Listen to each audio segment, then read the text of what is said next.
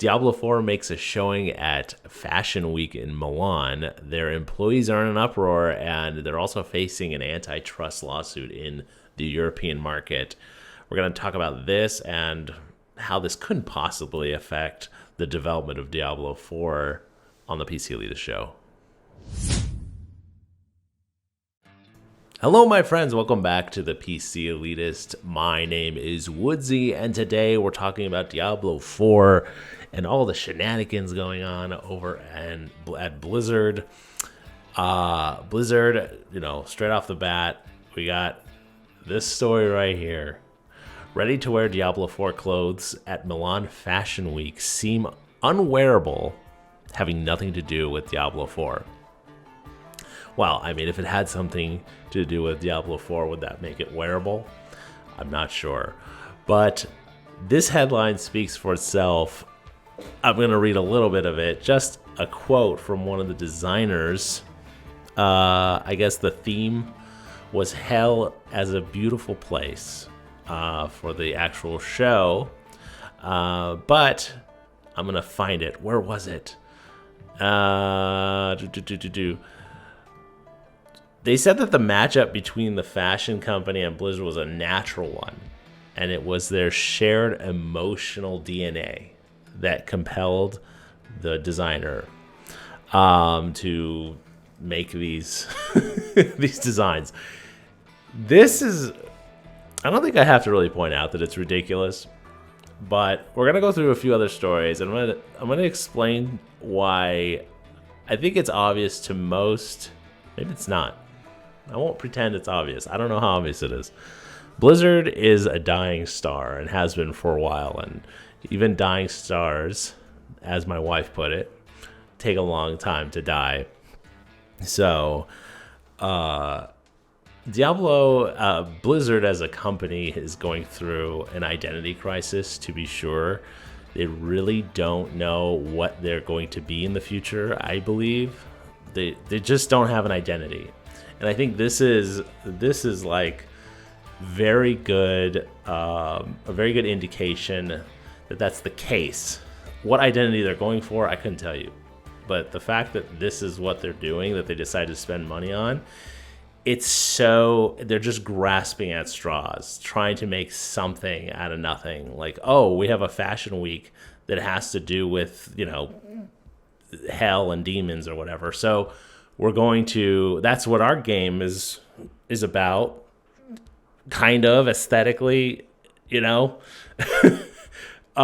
themes of that, that's the theme of our game, so let's go ahead and have our stuff there. What that has to do with the players, I have no idea. Their employees are in an uproar, apparently, about having to come back into the office for 3 days a week.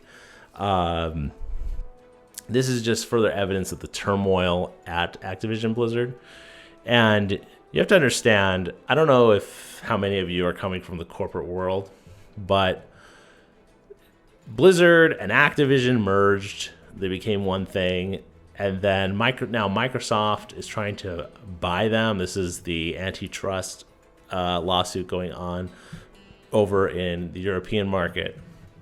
I believe it's Sony that's suing them, saying that, once Microsoft owns Call of Duty, which is like the primary reason people buy PlayStations, that it'll really hurt their market. So like it's a monopoly in their eyes, and the European antitrust judges, I'm not sure exactly how it works, but they think there's some credence to that argument, so they're looking at it. This is very much this very much shows a company in turmoil. And let me tell you something, if you've ever worked in a corporate environment, when no one knows who their boss is going to be in the next year, people don't make bold decisions.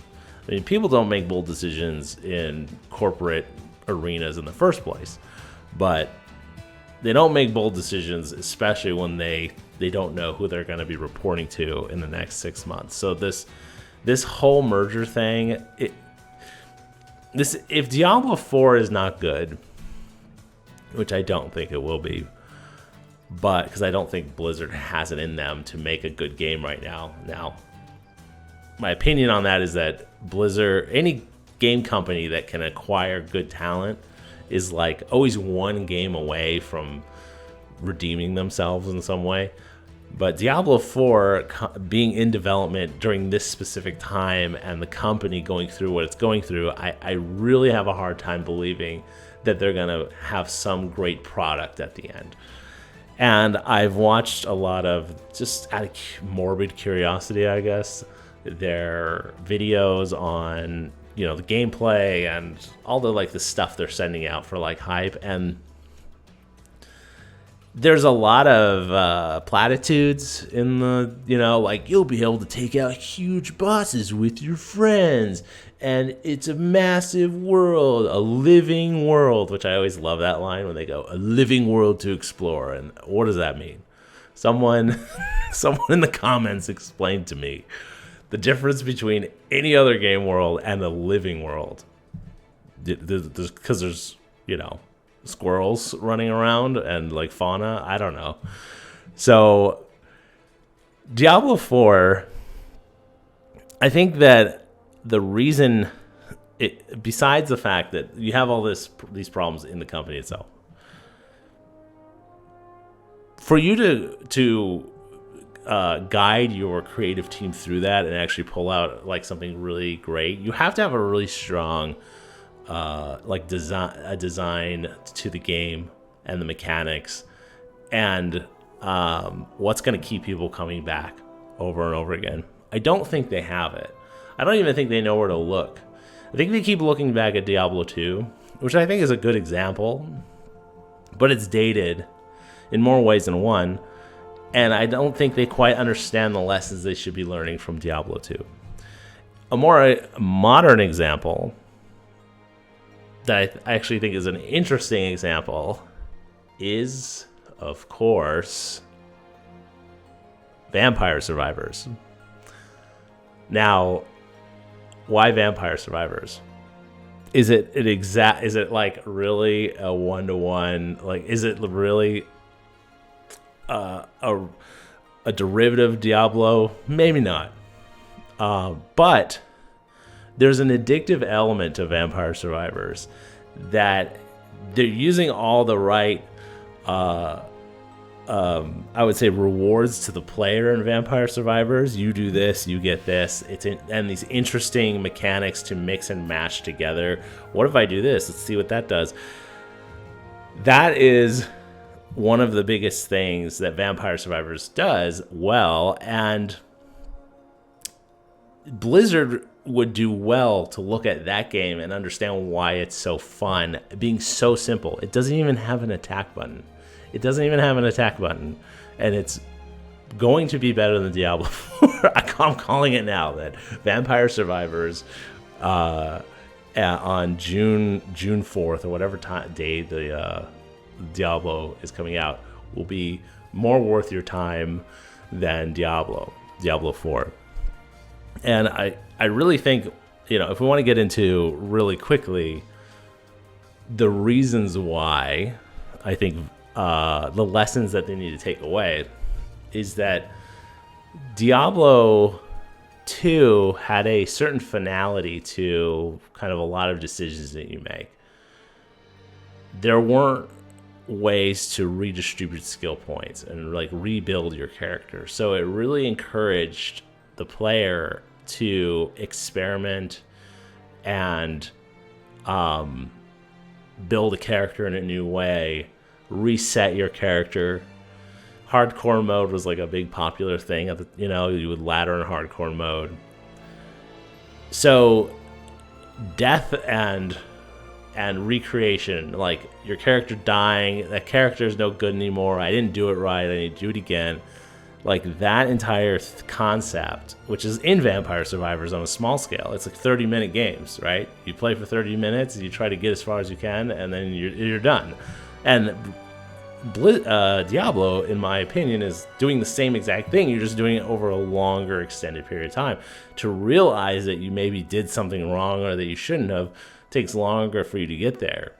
And it's those things, those frustration points. There's a lot of players who probably played through Diablo 2 and didn't like that, oh, if I play a character like this and eventually I realize that it's not the most efficient way to build the character. I look up a character build and I put too many stats into this or to that, or shouldn't have gotten this talent or that talent to do the thing I actually want. I have to restart the whole game. I have to start a new character. Those frustration points are actually what make the game fun and challenging and what keeps your community around. Blizzard is the type of company, they've grown into the type of company where they totally buy into the, as far as I've seen, I haven't seen any evidence to the contrary. They totally buy into this idea of, that games as a service idea, which is a terrible way to make a game. Is that you have a game out there with millions of players, and then the complaint department gets hundreds of thousands of complaints about X, and they go, well, those are our customers, you need to fix that. Now, if the thing they're asking you to fix is perfectly within the framework of the game you created, your answer needs to be, well, if they don't like it, they can go play something else, because that's the game. The game is punishing in that way. And if they don't like being punished that way, they can find another game where you're not punished that way.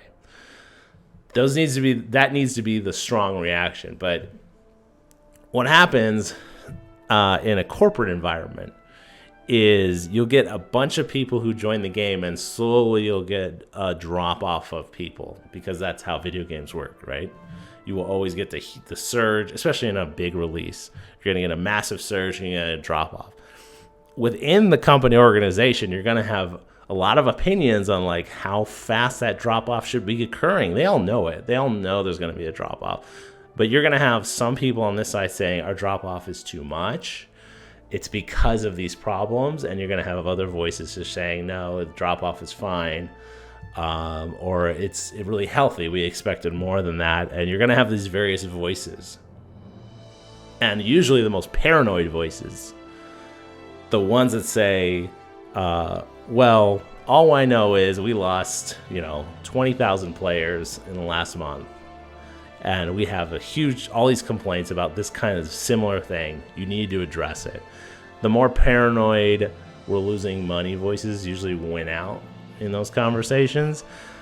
And the game integrity doesn't stick around. So Diablo 4, there's a lot of reasons to doubt that this is going to be worth anything, that it's going to be a good game.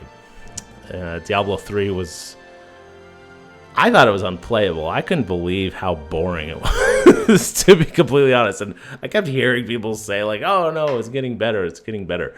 And, they released expansions and changed it, but I don't know. I never saw anything intriguing about any of the stuff they put out with Diablo 3. And is Diablo 4 going to be any better? Well, based on everything I'm looking at, how Blizzard is functioning, it's kind of a shame. Blizzard was, for a time, my favorite developer, but, times change, I guess. Anyway, if you guys enjoyed this video, please drop me a like, drop me a comment. If you guys have your opinions, I would love to hear them on all this stuff, anything we've said today, and I will see you next time.